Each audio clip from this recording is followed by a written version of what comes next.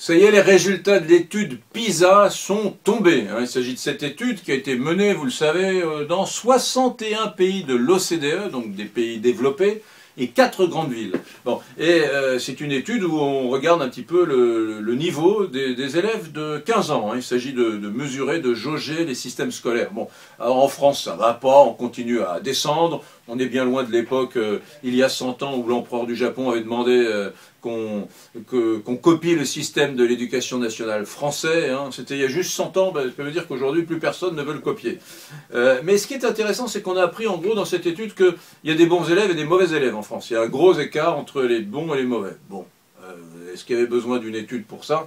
Moi, je voudrais aujourd'hui qu'on arrête de désigner toujours l'école. L'école française n'est pas reluisante, mais ça, tout le monde le sait. On sait qu'elle est très coûteuse, par exemple. Elle coûte beaucoup plus cher aux contribuables que l'école allemande ou anglaise. Et pourtant, dans cette étude, PISA, les Anglais et les Allemands sont mieux placés que nous. Mieux placés que nous. Ça nous renvoie à autre chose.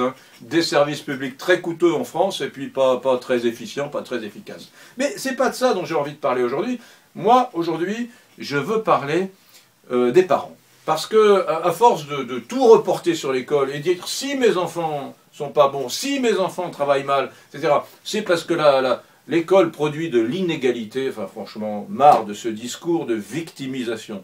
Moi, je pense au contraire que quand il n'y a pas, avant l'école, eh bien, une approche pédagogique et responsable des parents, eh bien, l'école, ça ne peut que mal se passer. Voilà. L'école se passe mal si les parents font mal leur boulot de parents. Alors on va toujours me dire, oui, mais il y a des parents qui ne peuvent pas, etc. Oui, mais enfin, quand on a des enfants, on doit faire son boulot de parent. Et en général, pas toujours, mais en général, quand le boulot de parent est bien fait, pardon, mesdames, messieurs, mais ça se passe mieux à l'école. Moi, je voudrais juste rappeler aujourd'hui qu'il y a beaucoup de parents qui font plus leur boulot, qu'il y a des stages à Marseille contre l'absentéisme. Mais enfin, qu'est-ce que ça veut dire? On convoque les parents, on dit « Oui, vous savez, vos enfants ne sont pas venus à l'école depuis des semaines, c'est pas bien. » Les parents doivent avant tout faire leur boulot. S'il y a des problèmes aujourd'hui en France, c'est aussi à cause des parents. C'est un peu iconoclaste comme idée. C'est un petit peu, certains vont dire Éric Brunet provoque, mais tant pis, j'avais envie de le dire aujourd'hui. Voilà, mesdames, messieurs.